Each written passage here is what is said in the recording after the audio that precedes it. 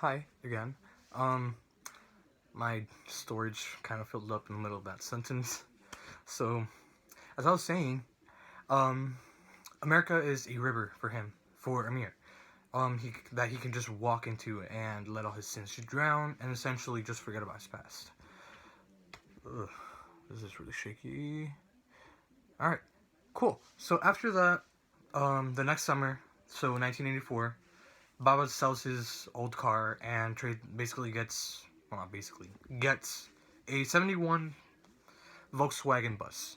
That's like really beat up, but like the transmission and the engine work perfectly, but like it has broken windows and like scratched, scratched paint. Um, but then after this, him and Amir began to go garage shopping every Saturday, just scavenging for items they can sell at the San Jose flea market the next day. He goes on to talk about how by the end of the summer there was a whole section of the flea market where Afghan families would just come together to sell stuff at the flea market. Um, Amir goes on to say that tea, politics, and gossip are essentially what make up Afghan Sundays at the flea market, and we learned that that Baba knows a lot of people at the market. That he constantly meets old acquaintances from Kabul. So like retired doctors, old university teachers. And in July he meets General Sahib, which is an old acquaintance from Kabul who used to work for the Ministry of Defense, who used to be a really well decorated general. Here Baba introduces Amir to the general and essentially tells him like, "Oh, this is my son. He's going to be a great writer." At which Amir's like, "Huh?" Um, he's just like does a double take like, "You said that?" And after this, the general's like, "Oh well, do you like? We have us Afghans have a tendency of exaggerating things, but whatever I'd say about your dad or whatever you've heard about your dad, it's all true essentially. Um, like him and I used to hunt pheasants together back in Kabul. Um, and yada yada. They're just having side conversations essentially, like formal social cue conversation, like, "Oh hey, how you doing? Great, how are you?" Yada yada.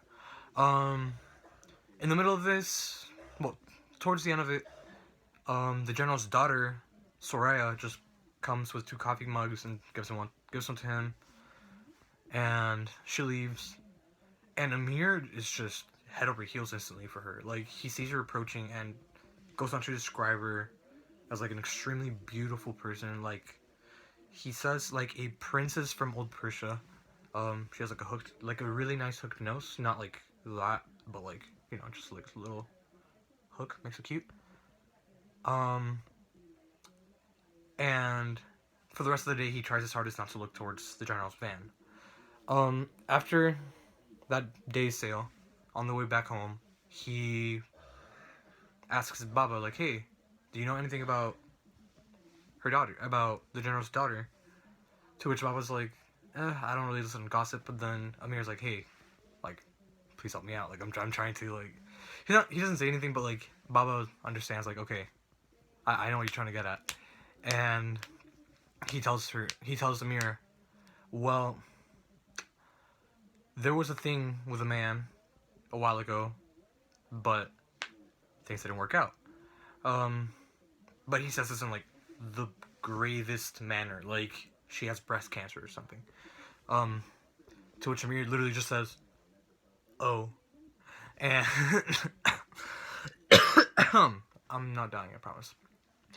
He just goes in, "Oh," and he says that night he just laid awake thinking about nothing but Soraya, and he goes on to call her my swap meet princess, and that's how the chapter ends. All right. I'm sorry.